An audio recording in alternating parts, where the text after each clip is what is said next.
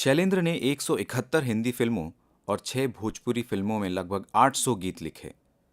यहाँ तक कि मृत्यु के 3 दिन पहले सपनों के सौदागर के लिए गीत लिखा, जो उनका आखिरी पूरी तरीके से लिखा गीत माना जाता है। मेरा नाम जोकर का जीना यहाँ मरना यहाँ गीत का केवल मुखड़ा उनके द्वारा लिखा गया, जो उनके पुत्र शैली शैलेंद्र ने पूरा किया। इस महान रचनाकार को गीत लेखन के लिए 3 बार फिल्मफेयर पुरस्कार भी मिला। यहूदी को 1958 में, तो अनाड़ी को 1959 में, और मृत्यु के बाद रिलीज हुई ब्रह्मचारी के लिए 1968 में।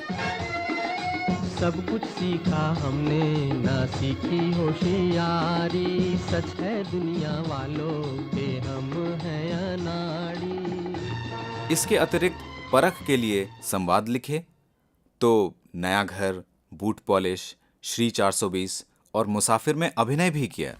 लेकिन इस महान रचनाकार का अंतर्मन तो कुछ और ही ढूंढ रहा था। वो एक ऐसी तस्वीर प्रस्तुत करना चाहता था जहां सिनेमाई अंदाज के हर स्तर पर उसकी छाप हो। इस तस्वीर को आधार मिला फणीश्वर नाथ रेणु की रचना तीसरी कसम उर्फ मारे गए गुलफाम से। हिंदी की इस महान प्रेम कहानी को शैलेंद्र ने पर्दे पर उतारने का निश्चय किया। इसके लिए उन्होंने अपनी भूमिका एक फिल्म प्रोड्यूसर के रूप में तय की, ताकि फिल्म के हर पहलू को गति दे सकें। प्रोडक्शन कंपनी का नाम रखा इमेज मेकर्स। पटकथा लेखन के लिए नवेंदु घोष, छायांकन के लिए सुब्रत मित्रा, तो निर्देशन के लिए बासु भट्टाचार्य को चुना। बासु भट्टाचार्य शैलेंद्र के मित्र और बिमल राय के सहायक थे। शैलेंद्र बिमल राय की सादगी और सहजता के साथ तस्वीर उतारने की क्षमता के कायल थे। सन 1963 में बंदनी के बाद बिमल राय अपनी जीवन के अंतिम 3 वर्ष कैंसर से जूझते रहे। संभवतः यही कारण था कि उन्होंने युवा बासु को अपनी कल्पना की तस्वीर उकेरने के लिए मौका दिया। हीराबाई के लिए वहीदा रहमान को चुना, तो हीरामन के लिए अपने प्रिय मित्र राज कपूर को।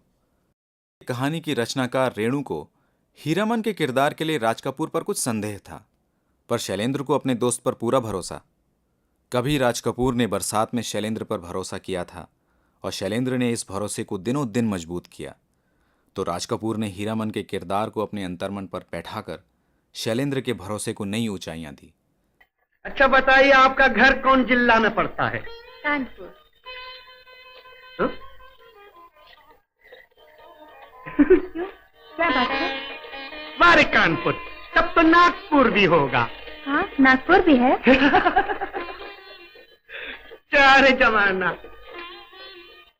निश्चित रूप से राज कपूर की आम आदमी की छवि को उकेरने में शैलेंद्र का बड़ा हाथ है, पर हीरामन की छवि राज कपूर की अदायगी को नया स्वरूप देती है। रेणु का हीरामन पूरी तरीके से और उससे कहीं अधिक शिद्दत से पर्दे पर साकार होता है। ये आपका घर है? घर नहीं, तंबू है मीटर। बैठो। तुम्हारे साथ सफर के 2 दिन कैसे कट गए पता भी नहीं चला। इस नौटंकी देखने आओगे ना? जरूर आएंगे। रोज रात को आना। फिल्म को पूरा करने के लिए शैलेंद्र ने सब कुछ दांव पर लगा दिया। तीसरी कसम एक तरीके से एक दोस्त का दूसरे दोस्त के प्रति सम्मान, विश्वास और प्रेम का भी प्रतीक है। तीसरी कसम शैलेंद्र की रचनात्मक महत्वाकांक्षा का प्रतिफल है।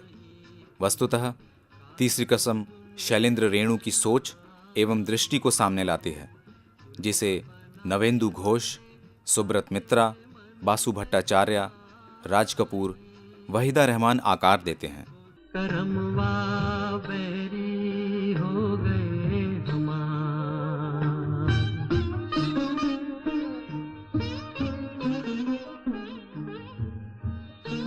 वस्तुतः तीसरी कसम साहित्य का सिनेमा में रूपांतरण का बेहतरीन उदाहरण है।